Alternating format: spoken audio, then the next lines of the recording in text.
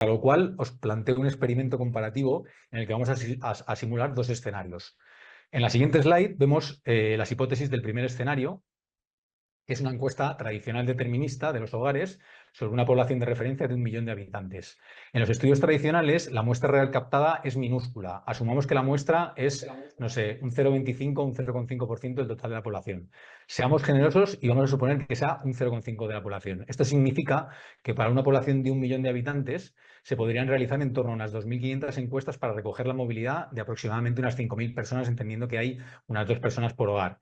El factor de expansión en este caso, por lo tanto, es 200, ¿verdad? Porque tenemos 1 millón de personas y tenemos en la población y tenemos solo 5.000 personas encuestadas. En total estamos recogiendo aproximadamente unos 12.500 viajes, asumiendo que cada persona realiza unos 2,5 viajes, que es algo bastante usual en este tipo de estudios. Y luego también vamos a asumir que estamos tonificando el territorio en unas 250 zonas de transporte.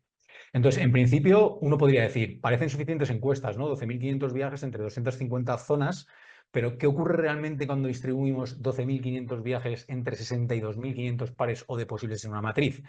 Pues lo que ocurre es que tenemos menos de 0,2 viajes en promedio, es decir, nada. En realidad, este efecto se agrava porque generalmente en encuestas de este tipo, la distribución de los viajes refleja el fenómeno de Pareto, con el que estaréis más o menos familiarizados, en el que el 20% de los pares obtiene un 80% de los viajes, por lo que muy pocos pares concentrarán una gran mayoría de la información y con tan pocos viajes recogidos, una gran mayoría de celdas contará con muy poca o ninguna información.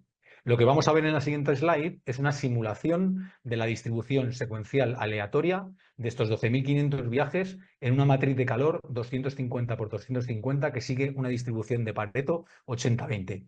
Las celdas se iluminan en función del número de viajes asignados según una escala de colores que varía desde el negro, pasando por el azul y el amarillo, hasta el rojo para la máxima intensidad, que son 5.000 viajes.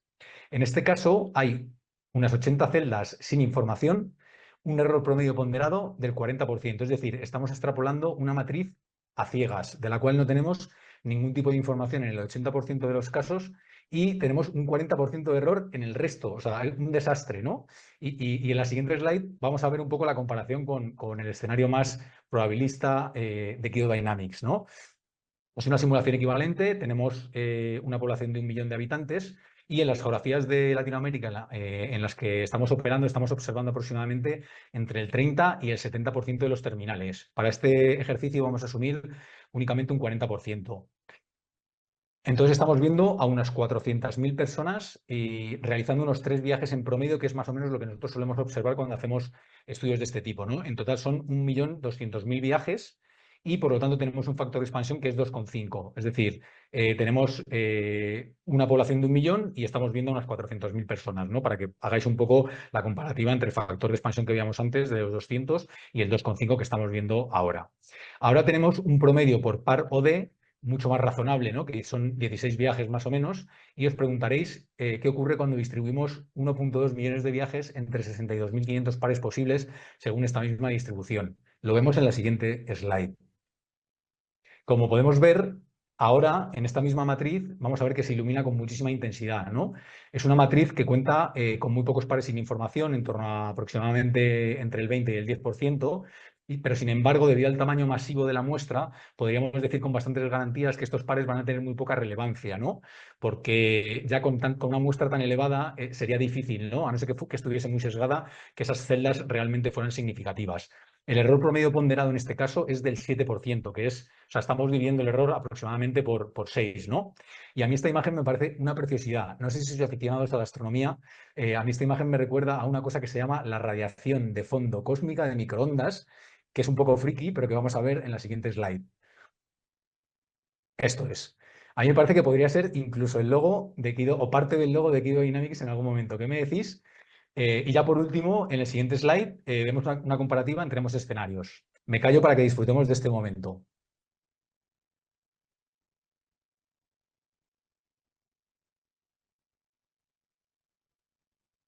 Y eso que no se está viendo bien la animación, porque creo que se está parando más o menos a mitad.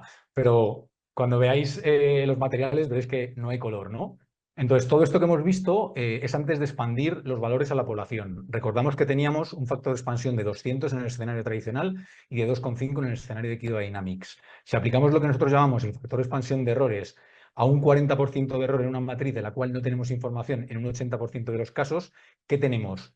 Pues como vemos en el siguiente slide, lo que tenemos no es nada más que un resultado de como cuando tenemos una fotografía que intentamos ampliar y está muy distorsionada, ¿no? Vemos como muchos píxeles porque la imagen realmente no tiene la calidad suficiente para hacer frente al zoom que le estamos pidiendo. Es decir, que si la base es pobre, el resultado nunca podría ser óptimo, ¿no? Vemos la conclusión de este bloque en la siguiente slide.